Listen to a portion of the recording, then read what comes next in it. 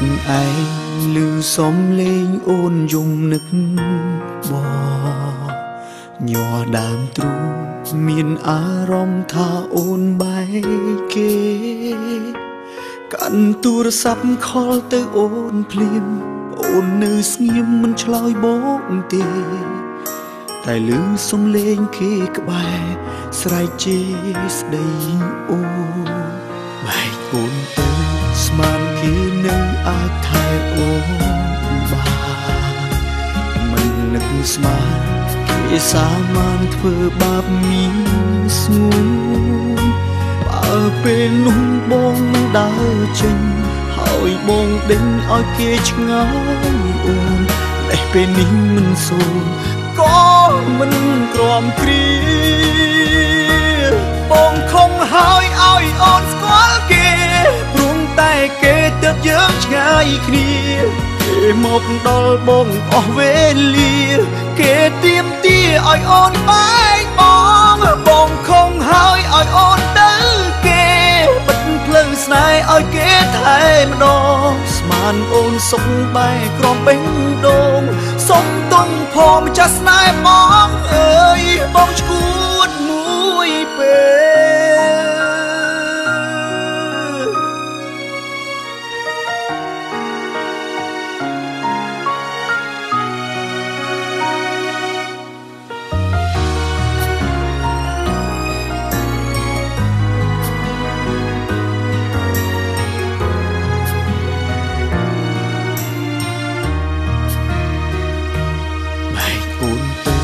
ស្មានគេនៅអាចថែអូន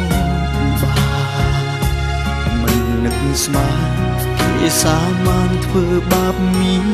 ស្ងួនបើពេលនោះបងនឹងដើរចេញហើយបងដេញឲ្យគេឆ្ងាយអូនតែពេលនេះមិនសូនក៏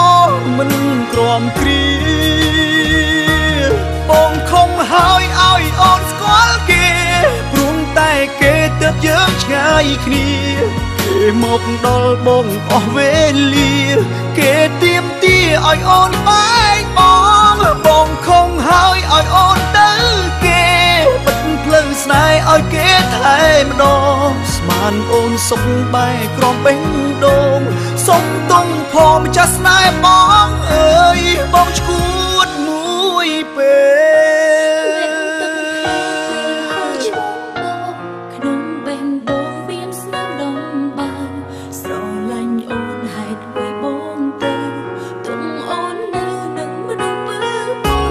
បងខំហើយឲ្យអូនទៅគេបិទផ្លូវស្នេហ៍ឲ្យគេថែម្ដងស្មានអូនសុខបែកក្រំបេះដូងសុំទុំផងម្ចាស់ស្នេហ៍បងអើយបងឈួតមួយពេលសុំទុំផងម្ចាស់ស្នេហ៍បងអើយបងឈួតមួយពេល